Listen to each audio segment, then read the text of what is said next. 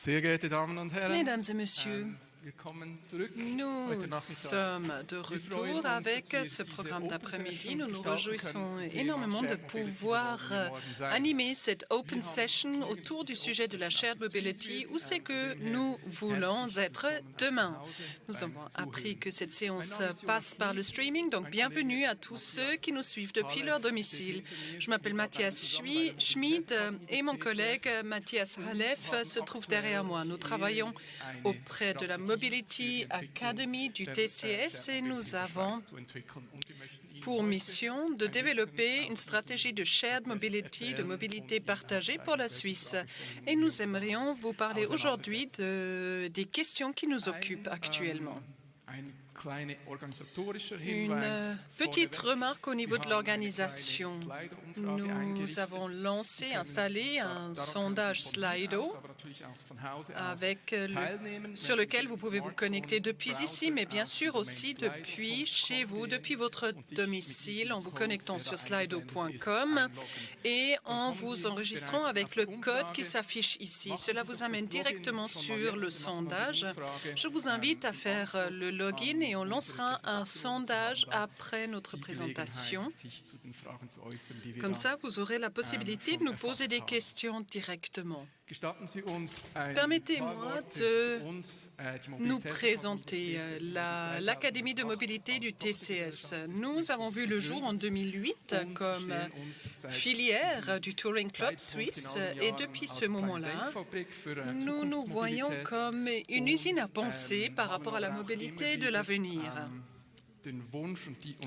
Nous avons régulièrement défini notre mission comme Do Tank, donc de co-façonner la mobilité vers une manière de vivre l'avenir durablement. Vous voyez quelques points sur cette liste. Ce qui est important de dire, c'est que ces projets et ces programmes ont une chose en commun.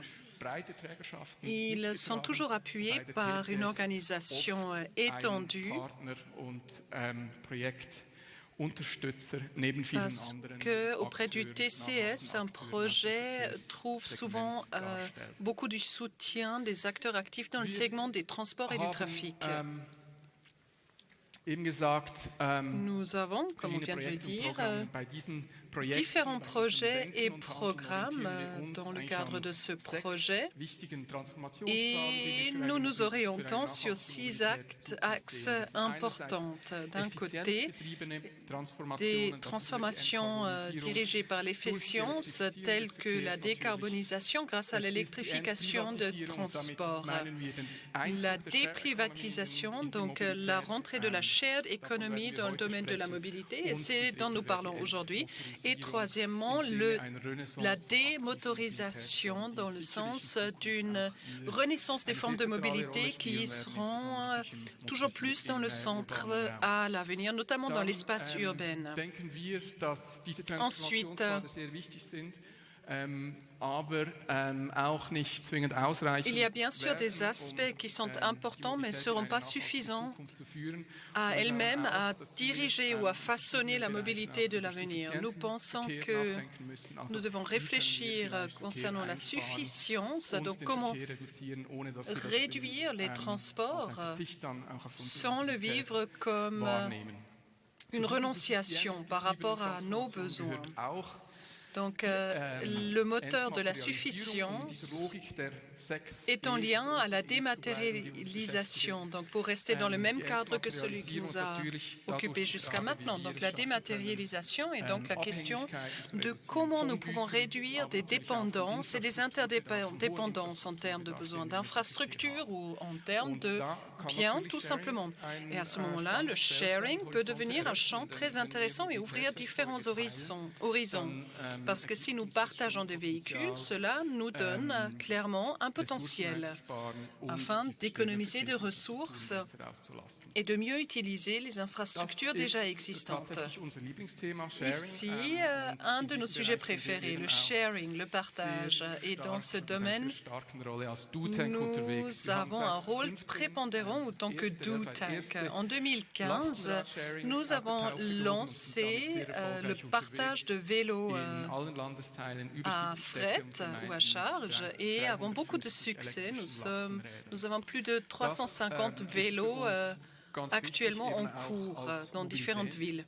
C'est important pour nous autant que fournisseurs de mobilité. Nous voulons être actifs sur le marché et co-façonner aussi l'opérationnel par rapport à la mobilité. L'Office fédéral pour l'énergie considère également que le sharing est une dimension primordiale sur la voie vers une efficience énergétique en termes de mobilité. Nous avons l'honneur et le plaisir de pouvoir développer une stratégie sur mandat de l'Office fédéral de l'énergie afin de générer des objectifs pour 2030. La question primordiale concerne le potentiel de durabilité ouverte par la Shared Mobility. Le processus est structuré en 3 phases. Nous avons une première phase au niveau des bases du marché, au fondement du marché. Il est important de bien connaître le marché, de savoir de quoi on parle et nous avons travaillé avec des chiffres. Ensuite, il s'agit de vision et d'objectifs. Et là, nous avons déjà des objectifs par rapport à la branche avec différents acteurs de la main publique, du monde des sciences. Là, il s'agit de générer une image objective pour le marché de 2030 et au-delà. Et dans un troisième temps, la question du comment. Comment allons-nous y arriver? Comment allons-nous atteindre ces objectifs par rapport à ces mesures? Et je me réjouis de pouvoir vous présenter quelques premiers résultats de ce processus et de vous donner un aperçu concernant les questions qui nous occupent. Et je passe la parole à Mathias. Merci, Jonas. Tout d'abord, concernant la question de qu'est-ce que c'est la shared mobility, la mobilité partagée. Et là, nous avons 4 caractéristiques dont nous tenons compte. D'abord, les ressources telles que l'infrastructure et les véhicules qui peuvent être utilisés par plusieurs. Ensuite, il s'agit de véhicules, de services et d'infrastructures qui fonctionnent de manière décentralisée et qui peuvent être mis à disposition pour une utilisation ponctuelle. Donc l'utilisation et la mise en service se fait par des acteurs qui s'organisent grâce à Internet et ses plateformes. Et finalement, le partage. Le partage est toujours motivé par des aspects sociaux et économiques. Prenons donc des exemples. Un exemple bien connu en Suisse est le car sharing, qui, grâce à Mobility, a atteint une renommée très élevée et qui s'est fortement établie en Suisse. Pendant ces dernières années, on voit néanmoins aussi une évolution dans le domaine de la micromobilité qui a pris beaucoup de place sur les marchés suisses, ceci surtout ces dernières 3 ans. C'est là où nous voyons de plus en plus des e-trottinettes et des e-bikes. Et pour terminer, la shared mobility se joue aussi dans les domaines, dans les régions rurales. Ici, un exemple d'un service on-demand dans une région rurale et font partie de la shared mobility, bien sûr, des services tels que Uber et d'autres services tels que de ride-sharing, tels que BlaBlaCar, qui font partie de la mobilité. Nous avons donc essayé d'établir déjà une carte du paysage de partage en Suisse. On essaye d'attribuer les acteurs existants selon certains critères liés à l'économie ou à la philosophie. Donc, nous avons reparti par segments. Donc, qu'est-ce qui est partagé? Donc, des infrastructures partagées, on peut partager un trajet ou on peut partager le véhicule. Et c'est ainsi que nous avons établi cette typologie, car selon la relation économique, on a pu attribuer tout ce qui se passe. Le marché est extrêmement dynamique.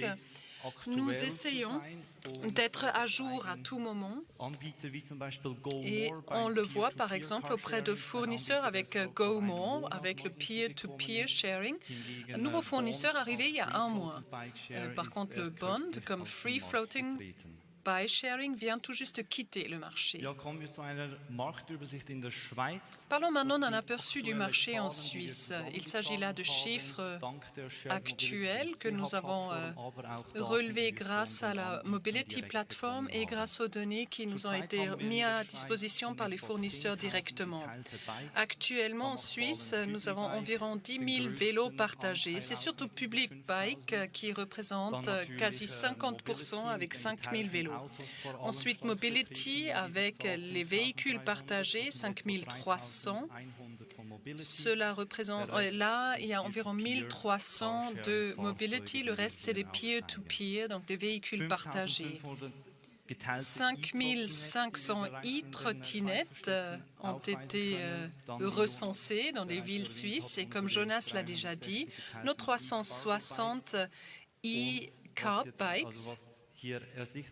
Et ce qu'on voit ici aussi, là, bien sûr, on a un manque en termes de relève de données pour le ride-sharing, partage de droits. Il est encore relativement difficile de montrer des chiffres. On a l'exemple de Uber qui a 3 200 conducteurs et conductrices et environ 400 000 utilisateurs enregistrés.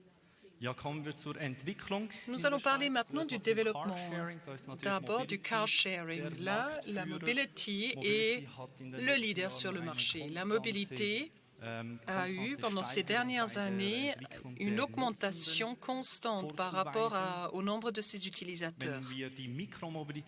Lorsque nous regardons la micromobilité, nous voyons ici une évolution beaucoup plus dynamique, notamment depuis 2017, le moment où le bike sharing ou le e-trottinette sharing a évolué de manière explosive.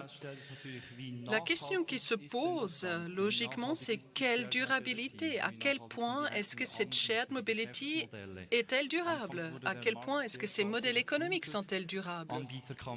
Au début, le marché a été quasi submergé d'offres. Les offrants et le fournisseur sont arrivés rapidement et sont repartis rapidement aussi.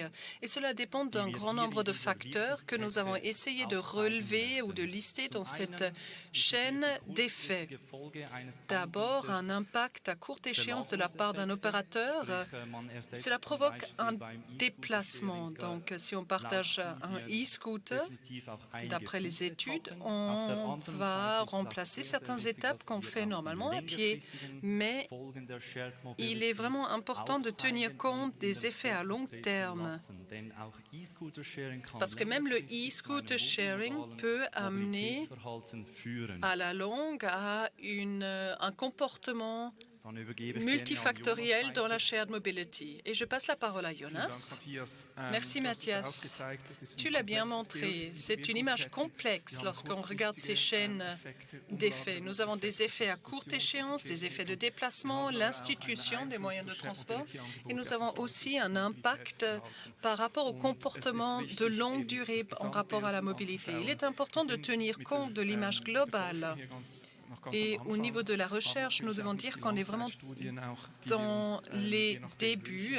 Nous n'avons pas toujours les fonds et le soutien nécessaire et nous travaillons actuellement avec un puzzle qui est complexe afin d'étudier les différents effets. Bien sûr, il y a un potentiel en termes de durabilité qui est extrêmement important, mais il y a aussi des effets négatifs que l'on ne peut pas nier. Et de quoi s'agit-il par rapport à Shared Mobility 2030? Il s'agit bien sûr du potentiel et du fait de pouvoir puiser dedans autant que possible. Il s'agit d'optimiser la Shared Mobility et de réduire les effets négatifs. C'est ça la mission, c'est au centre de ce que nous faisons. Et non, en rapport à cela, nous comprenons l'agenda Shared Mobility un peu comme une boussole qui nous dirige dans la bonne direction et nous indique comment développer le marché en Suisse. Et cette boussole a été repartie en 4 dimensions de base. D'un côté, il y a une intégration systémique, là où il s'agit de la question de la signification et du rôle de la shared mobility d'ici 2030. Quelle est sa signification et quelle est sa différenciation par rapport aux différents modèles et dans les différents contextes. Ensuite, trois autres dimensions liées à la durabilité. D'un côté, la durabilité écologique liée à la shared mobility et justement la question de quelle est la contribution que peut apporter la shared mobility en termes d'efficience énergétique. Et si nous regardons cette question de près, il s'agit surtout de comment nous voulons gérer cette shared mobility de manière efficace en termes aux ressources. Nous avons opté pour une approche globale ou holistique afin d'avancer cet agenda. Donc, la question de la durabilité sociale est également importante. J'en parlerai tout à l'heure et je vous donnerai un aperçu ce concernant. Et nous allons regarder différents aspects en rapport à cette dimension. Et en dernier, mais pas des moindres, nous avons regardé la durabilité économique, là où on s'occupe surtout de la question concernant le financement dans la durée de tels modèles qui se basent sur la shared mobility et la question de comment on peut le suivre. En bref, nous avons 4 dimensions avec des directives que nous avons formulées de la manière suivante. Nous allons bien sûr mettre un point fort par rapport à la durabilité écologique. C'est ce qui est au centre. C'est vraiment important du côté de notre mandataire, donc l'Office fédéral pour l'énergie. Donc ceci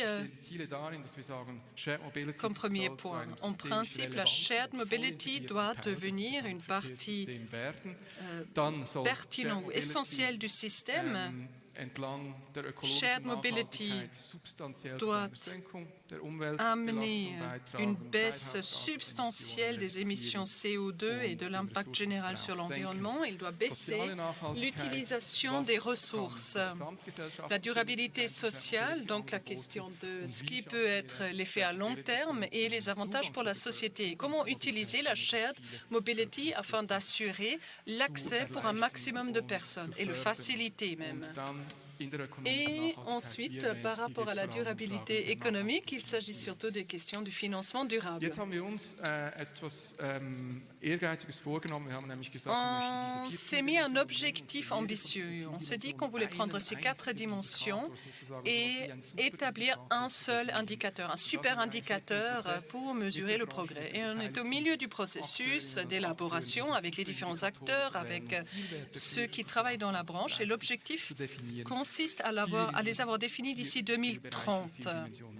Donc, les indicateurs que nous voulons atteindre pour les 4 dimensions. Maintenant, quelques mots concernant les questions qui nous occupent et préoccupent. D'abord, l'intégration systémique. Nous pensons que si nous pouvons puiser dans ces potentiels de durabilité, le Shared Mobility 2030 deviendra une partie importante de tout concept de transport et de mobilité. Nous cherchons un modèle qui soit interdisciplinaire, transversal et multimodal. Et là, il est absolument nécessaire d'avoir des services disponibles en bonne qualité et en nombre suffisant. Si nous voulons réussir à réduire la dépendance de la voiture, il est nécessaire de pouvoir relier les différents services et il faut bien sûr proposer une interface aussi avec les transports publics.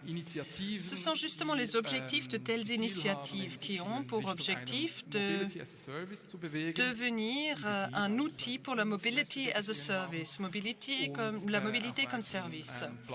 Et il existe un grand nombre de plateformes qui ont tous pour objectif de regrouper des services de mobilité et de permettre une réservation d'un seul tenant. Pour nous, il est très important, même si actuellement c'est couronné d'un succès limité, nous savons que ces plateformes deviendront toujours plus importantes à l'avenir. Ce que nous aimerions mentionner ou placer ici également et qui est important dans le cadre de la Shared Mobility et de son agenda, c'est que ces plateformes MaaS seront seulement aussi bons que les services qu'ils regroupent. Si j'ai réservé un super parcours avec un outil de planification, mais que je n'ai pas de trottinette qui m'attend là où je l'ai réservé au moment où j'arrive, je risque de ne plus vouloir utiliser cette appli. Et cela signifie, dans tous les cas, qu'il sera important d'avoir suffisamment de sharing service dans une bonne disponibilité et avec une bonne qualité. Et on est certainement encore éloigné de cela. Et cela signifie bien sûr que cet utilisateur, cette utilisation et les régulateurs là autour sont extrêmement importants. Et nous devons nous poser la question de comment nous pouvons optimiser ces conditions afin de permettre une meilleure évolution ou une optimisation des services. Ensuite, la dimension écologique. Il est clair que nous devons gagner en efficience énergétique. Au final, il s'agit d'une neutralité climatique. Et nous sommes convaincus que les offres par sharing qui peuvent tenir ces promesses pourront s'établir dans la durée sur le marché. Ils seront réellement durables. Il y a des grandes différences lorsque vous regardez les émissions CO2. Il y a bien sûr c'est nettement plus élevé que si vous utilisez un vélo partagé. Mais c'est faux de dire que le ride-hailing n'a pas d'avenir et nous allons les disqualifier, ne pas leur permettre l'entrée ou l'accès dans les villes. Non, ce n'est pas de cela qu'il s'agit. Il s'agit du fait de définir avec la branche ses objectifs de durabilité et qu'on y travaille en conséquence. Beaucoup de choses sont en cours de route et il est important pour nous de le dire clairement. La branche a reconnu qu'elle peut être un partenaire intéressant pour les villes uniquement si elle est efficace. Donc les opérateurs de flotte, par exemple, vous l'avez peut-être entendu déjà, Uber au courant de la conférence de Glasgow, a décidé de devenir neutre sur le plan climatique d'ici 2030. D'autres acteurs en Suisse ont décidé d'électrifier leur flotte dans le même cadre. Donc beaucoup de choses se passent. Donc le partage de trottinettes qui est souvent discuté dans le discours public et la question de la durabilité réelle. Et on le voit sur ce graphique. On voit qu'il y a un grand effort pour baisser les émissions CO2. La branche a reconnu que c'est nécessaire. Vous voyez en rouge les émissions de CO2 à 120 grammes par kilomètre avec la première génération de véhicules. Donc c'est déjà nettement plus bas, basé sur le fait qu'on dispose dorénavant de meilleures trottinettes qui ont un autre cycle de vie. Et c'est de cela qu'il doit s'agir pour les opérateurs. Il s'agit bien sûr de baisser ces émissions, donc la gestion de flotte, l'électrification, la gestion de la flotte, utiliser des courts trajets et bien sûr la charge de chaque véhicule.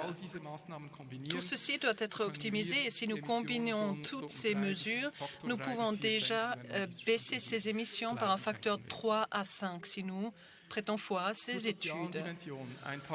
La dimension sociale, quelques mots à ce sujet.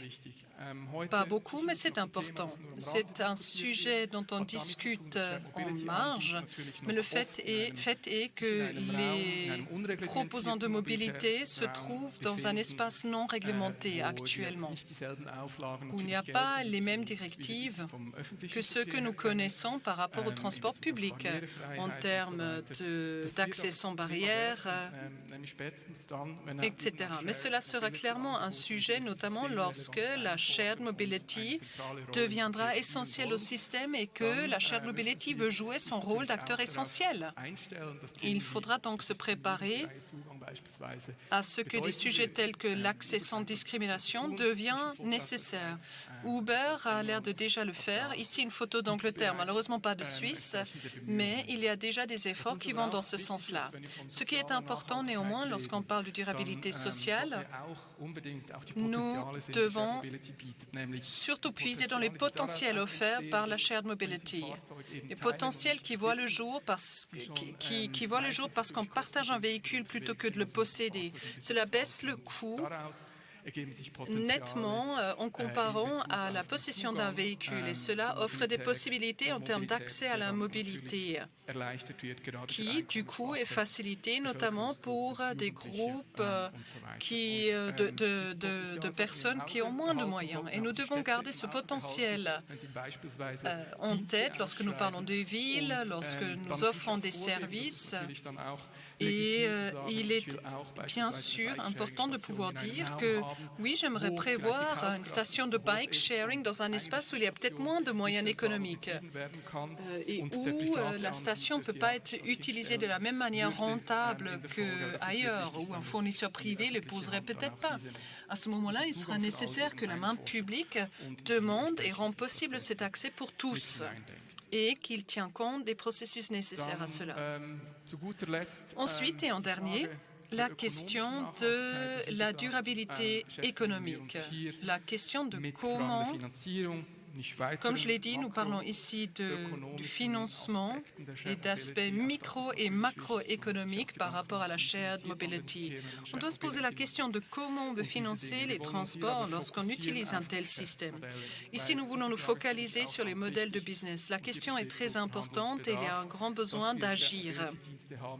Nous devons disposer de services de shared mobility qui soient solidement financés pour perdurer dans l'avenir. Parce que c'est uniquement lorsqu'ils rentrent dans les marchés qu'ils peuvent devenir un partenaire fiable des villes et des communes. Nous l'avons tous vu. Nous avons vu à quel point ces marchés sont volatiles et à quel point certains modèles de business ne sont pas arrivés à maturation. Combien d'acteurs disparaissent du marché? Il y a un réel besoin d'agir pour l'avenir. Et là, il y a des questions que les branches doivent traiter de pair avec la main publique. Il faudra peut-être imaginer un système de bike sharing pour la ville de Berne géré par la main publique et privée. Pour nous, c'est la question de comment nous pouvons gérer un indicateur qui devient toujours plus la mesure de toutes les choses. Et on parle de unit economies. Ces unités mesurent combien d'entrées j'ai en rapport à la dépense, et ceci sur la mesure la plus petite, l'unité la plus petite, lorsque je parle d'une trottinette ou si je parle par kilomètres aussi. Et si nous regardons cet exemple de la trottinette partagée, des chiffres qui datent de 2018, nous voyons dans ce cas-là, on est presque au niveau de la profitabilité. Et d'ailleurs, ces fournisseurs ou ces opérateurs nous disent que dans les villes suisses, ils ont déjà un modèle rentable. Donc ça fonctionne, mais ça fonctionne uniquement si les opérateurs essayent de baisser le coût et de maximiser les entrées au niveau de ces unités, mais surtout de baisser les coûts. Comment puis-je réduire les coûts? Je peux les réduire lorsque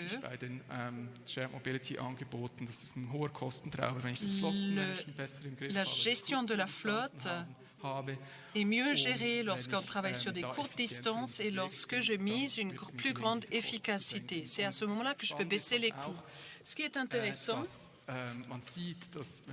c'est le fait de voir, lorsque nous regardons ces mesures et que nous parlons de durabilité financière, qu'il s'agit de ces mesures qui me permettent de baisser également les émissions en CO2 et d'augmenter l'efficience énergétique.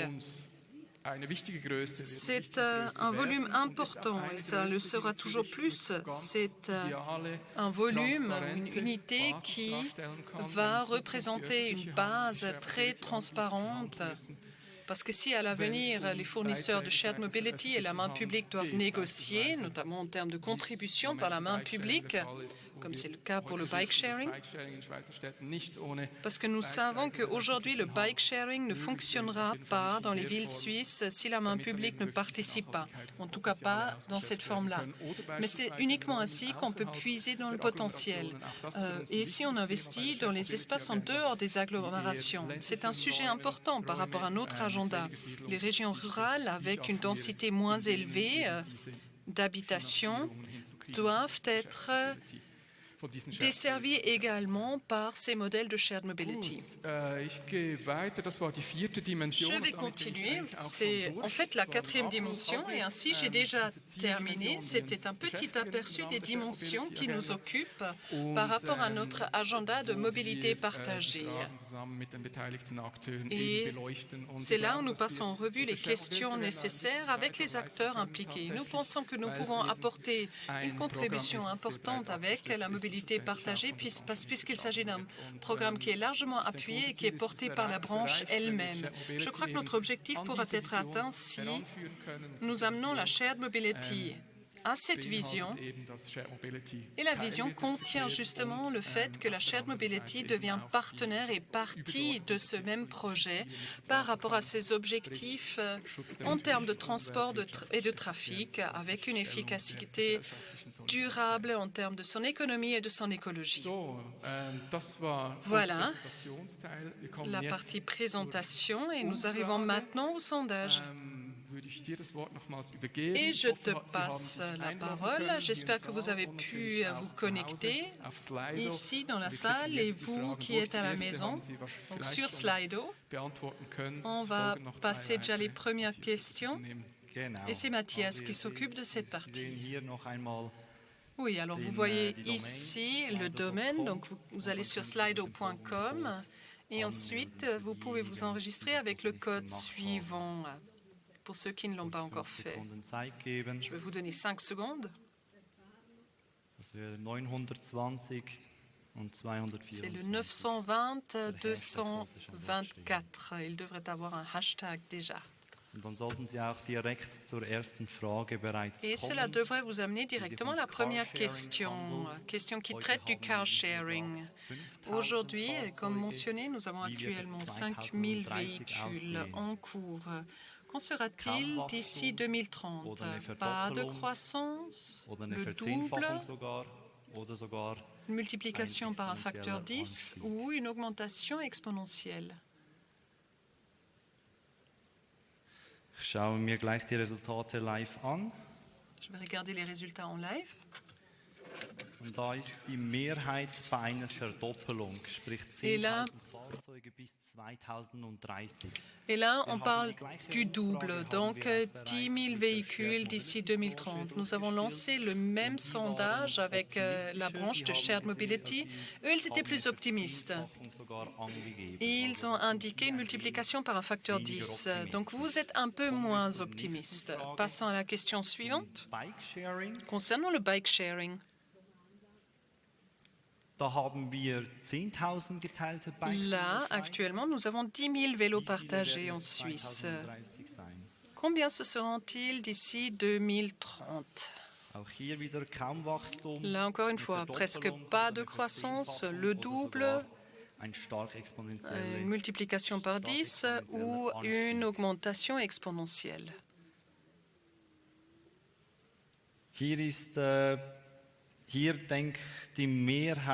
Ici, la majorité pense qu'on va atteindre le double d'ici 2030. D'ailleurs, la branche de la Shared Mobility partage cet avis. Il partait du double d'ici 2030. Et maintenant, la dernière question concernant les e-trottinettes. La même chose, presque pas de croissance, le double, multiplication par 10 ou une augmentation exponentielle. Ici, la branche pense qu'il y aura le double du nombre ou qu'il n'y aura pas une croissance réelle ou importante, alors que vous êtes d'avis qu'il n'y aura presque pas d'augmentation, pas de croissance. Et 30% d'entre vous disent qu'il y aura le double. Donc les perspectives ou les avis sont partagés. Voilà les 3 questions. Merci beaucoup d'avoir participé et je vais passer le micro à Jonas pour le mot de la fin. Merci beaucoup pour cet aperçu. Merci de nous avoir permis de prendre le pouls ou la température et de pouvoir le comparer à ce même test effectué ailleurs, je vois qu'il y a plus de retenue ici que ce que nous avons eu ce matin. C'est peut-être en lien avec le fait que ce matin, lors de notre Open Session, il y avait plus de représentants de branches qui, eux, bien sûr, ont tout intérêt à voir une croissance supplémentaire en termes de shared mobility. Nous allons continuer avec ce processus pendant ces prochains mois. Nous allons terminer le projet d'ici la fin mars et nous regarderons ensuite avec l'Office fédéral pour l'énergie sous quelle forme nos résultats peuvent être mis à disposition. Je suis sûre que ce sera de manière accessible pour tous. Si vous avez envie d'investir ou de vous engager dans le cadre de ce processus, cela nous fera très plaisir. Dans ce sens-là, je vous invite à nous rendre visite sur notre site web mobilityacademy.ch. Vous trouverez nos coordonnées et nous nous réjouissons d'avoir votre feedback et de prendre contact avec vous. Merci beaucoup de votre attention ici et à tous ceux qui nous ont suivis depuis leur domicile.